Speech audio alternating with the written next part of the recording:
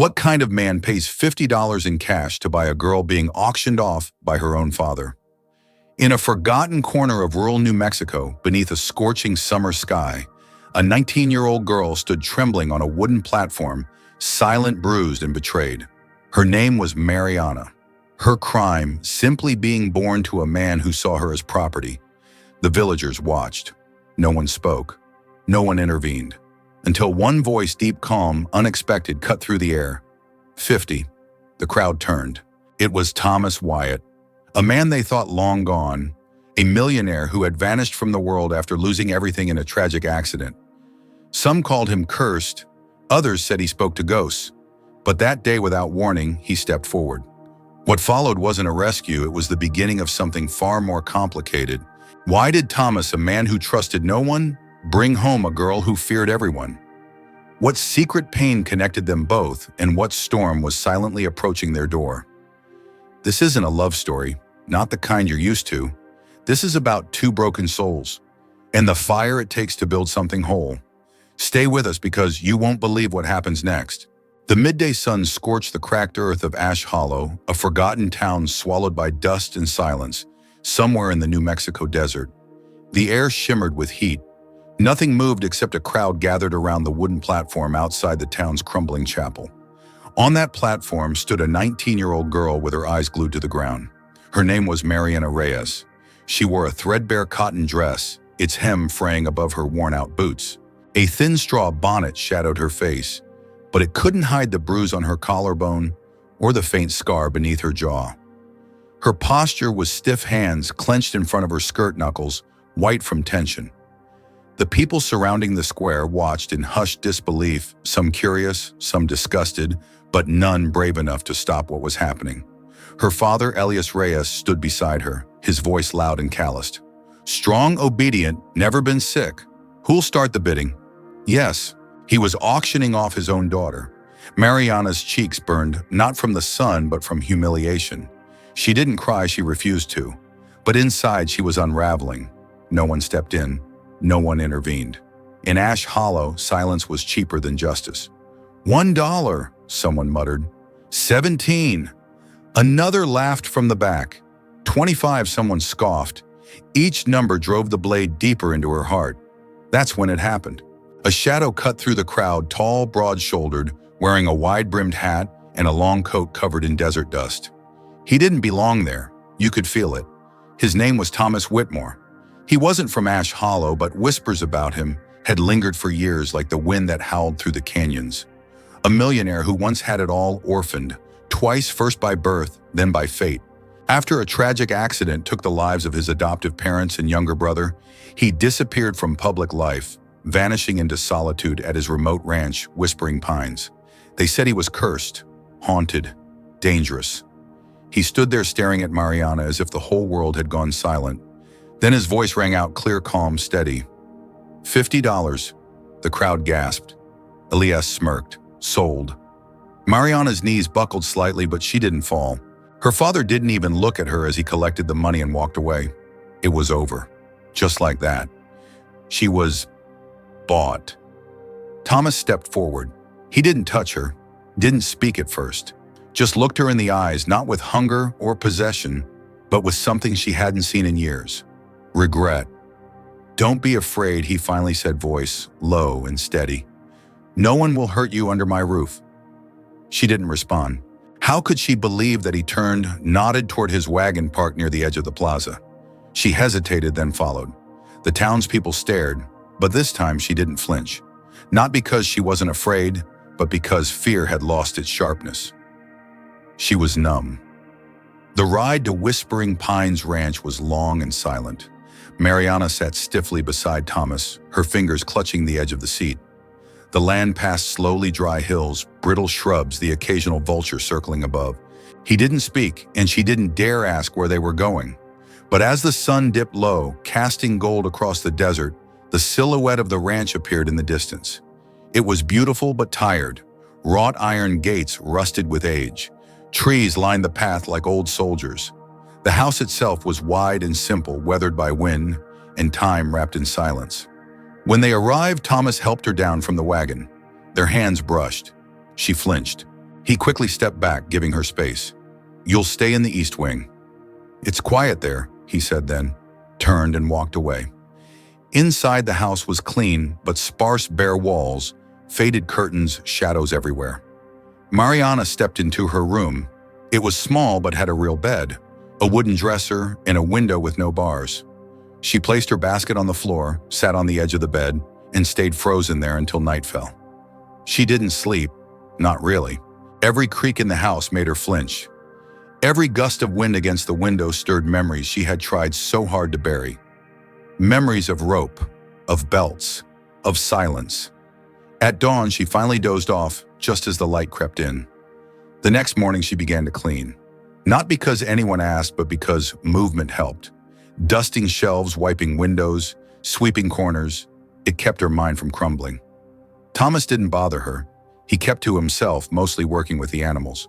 But she noticed things, how he moved carefully, as if afraid to disturb the quiet. How he never raised his voice, not even when the dogs barked or the barn door creaked.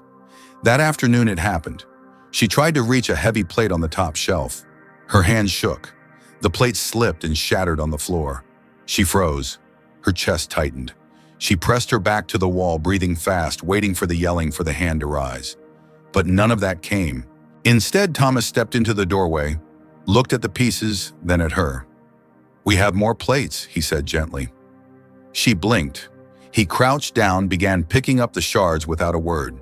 Then he extended a small broom and dustpan toward her. Their fingers didn't touch, but it was the first moment that felt different. The silence between them no longer felt threatening. It felt safe. That night, as she ate alone in the kitchen, she glanced out the window and saw him sitting on the porch, staring out at the stars with a clay cup in hand. He didn't know she was watching, but she did. And for the first time in a long time, she didn't feel invisible. She felt seen, and maybe she wasn't alone anymore. We're so sorry to pause the story here, but we promise it only gets deeper, more intense, and more emotional from here. What do you think Mariana was truly feeling the moment she saw Thomas stand up for her at the auction? Do you believe a man with a broken past can truly protect someone else from their own? Also tell us, where in the world are you watching from?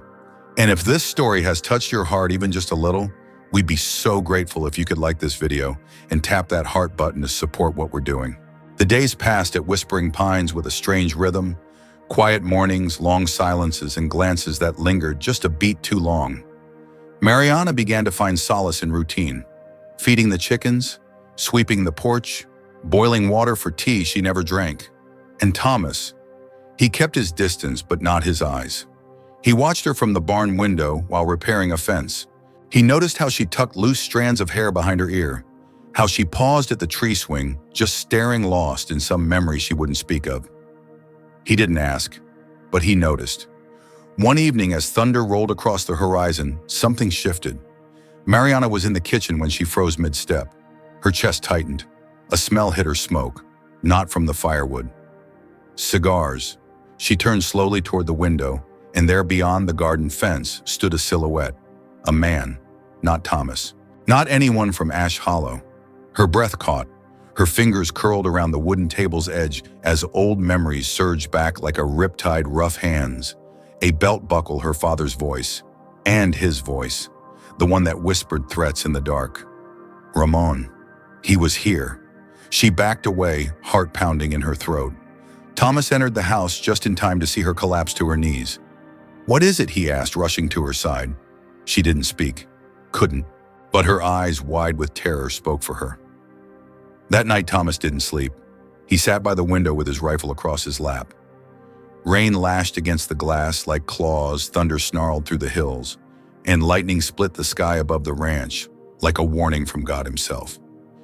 And then just before dawn, the knock came. Not a polite one.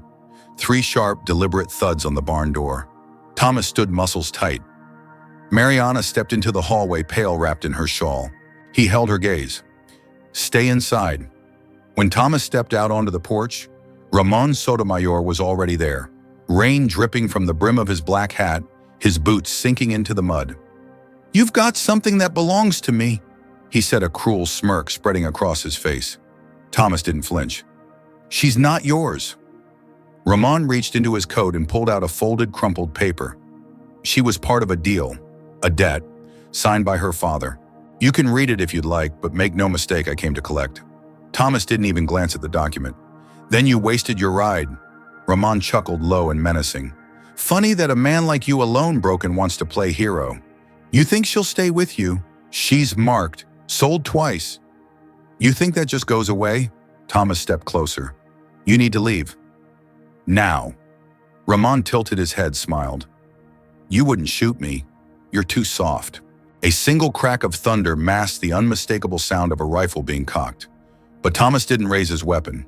He didn't need to, because Mariana stepped onto the porch barefoot, soaked by rain, holding the old photograph of her bruised childhood in one hand and a small carving knife in the other. I'm not hiding anymore, she said, her voice clear despite the storm. You don't own me. Ramon's smile faltered. Just for a second. And in that second, the townspeople of Ash Hollow began to appear quietly one by one. From the trees, from the road, holding lanterns, tools, pitchforks, and behind them, the sheriff. You heard the lady, the sheriff said. This is your one chance to walk away. Take it. Ramon's eyes scanned the faces in the dark faces that once turned away now, staring back without fear. He sneered, spat on the ground, and turned to leave. But before he mounted his horse, he turned to Mariana. This isn't over. She didn't answer. She didn't need to, because the fear in her eyes had finally turned to fire. Later that morning, as the sun broke through the clouds and warmed the soaked earth, Mariana stood by the barn doors, watching the light creep across the field. Thomas approached her quietly. Thank you, he said. She turned to him. You believed me, when no one else did. He nodded, voice low. That was never in question. Their hands brushed. She didn't pull away. And for the first time since she'd been sold on that dusty platform, she smiled. We're so sorry to stop here, but trust us, the next part of this story will shake you to your core. Do you think Mariana is truly free now, or is the worst still to come? And do you believe a community that once stayed silent can ever truly stand together? Let us know where you're watching from, and if this part of the story moved, you please like the video and tap that heart to help us keep sharing stories like this one. The fire didn't take the whole barn, but it left enough blackened timber and ash behind to remind them that safety was still fragile. Everyone in town knew who did it. Ramon's cowardice had finally lit something no flame could extinguish: unity. The next morning, without being asked, the townsfolk showed up. The blacksmith brought nails. The baker sent loaves of bread. One by one, neighbors who had once turned away arrived with tools in hand and not a word of gossip on their lips. It wasn't just about rebuilding a barn. It was about reclaiming dignity. Mariana moved among them with quiet grace, her hands blistered but determined. She prepared food for the workers, organized supplies, and repainted what little remained untouched. But it was her silence that spoke the loudest. A silence no longer made of fear, but of strength earned in the fire. And when the sheriff finally came with the warrant for Ramon's arrest after pressure from the town and mounting evidence of threats, forged documents, and arson, he found nothing but dust where Ramon had once stood. The man who roared threats had vanished like smoke. No one shed a tear. No one looked for him. As weeks passed, the ranch slowly turned from ruins to refuge. Whispering Pines was no longer the lonely place Thomas had once retreated to. It was alive now, full of voices of kindness, of something he had once thought lost forever: family. It was on a mild spring afternoon, while Thomas was planting herbs by the window, that Mariana stood in the doorway, with a look he'd never seen before, an almost shy hope flickering in her eyes. I think I'm pregnant, she said softly. Thomas turned, blinking in stunned silence. Then his knees gave out just slightly, and he let out the quietest laugh. A laugh born of disbelief, joy, and something deeper: redemption. They didn't talk about names, not right away. Instead, they let the days pass with quiet preparation. A crib here, a patch of lavender replanted there. Mariana would pause often, one hand resting over the swell of her belly, her other pressing down gently on the warm wooden railing Thomas had carved years ago. And on the first warm night of June, with no midwife but the stars overhead, Grace Ann Wyatt was born. She was tiny, fierce, and perfect. Thomas held her like a fragile miracle, tears dripping onto her blanket. He whispered promises he had once been too afraid to speak aloud. promises to stay to protect, to be the kind of father he had never known. Mariana, watching him, knew then that they had broken the curse. They weren't haunted anymore. They were home. As Grace grew, so did the ranch. The orchard bloomed. The fences stood taller. Travelers passing through began calling Whispering Pines a safe place to rest. Mariana started teaching young girls from the nearby valley how to read. Thomas built benches around the old sycamore tree where parents now sat while children laughed and played in the grass. But peace, true peace, was never born in noise. It came in the form of quiet mornings, of Grace's giggles echoing through the kitchen, of the way Mariana leaned against the doorframe, watching Thomas work her fingers, absently tracing the wooden bird he had carved and hung above Grace's cradle. Years passed. One evening, after putting Grace to bed, Mariana stepped outside to find Thomas sitting under the sycamore, his hat low over his brow, watching the sun dip beneath the hills. She sat beside him. Neither spoke for a while. Then Mariana whispered, "Do you ever wonder how we got here?" Thomas didn't lift his eyes. "Every day. And if it could have gone differently," she asked. "I used to think about that," he said, "but now I think maybe the hard road was the only one that could lead us home." She reached for his hand and squeezed it gently.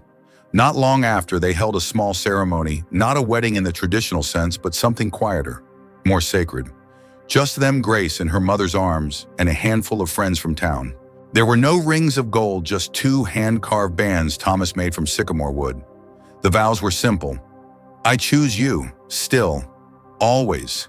And no one who attended would ever forget the look they gave each other. A look that said, "We survived, and we still believe." Their story didn't become legend. It became something better. A memory passed quietly through the town, from mother to daughter, from neighbor to friend, told in the way the flowers bloomed thicker every year at Whispering Pines. In the way Grace sang to the wind like her mother used to. In the way Thomas's tools never rusted, always waiting for the next soul who needed a place to rebuild. And in the way the town, once silent in fear, now stood loud in solidarity because they had learned something too, that healing wasn't a miracle. It was a choice. One made day after day, even when it was hard, especially when it was hard. Now let me ask you, do you believe it's possible to build a new life no matter how broken your past is? And what would you sacrifice to protect the people you love most? How did this story make you feel? Type number 3. If it deeply moved you, number 2. If you found it just okay, and number 1, if it didn't quite hit the mark. Also, tell us, what country are you watching from? We'd love to know where this story has reached. And if this story touched your heart, please drop a heart and share it with someone who might need to believe in second chances again.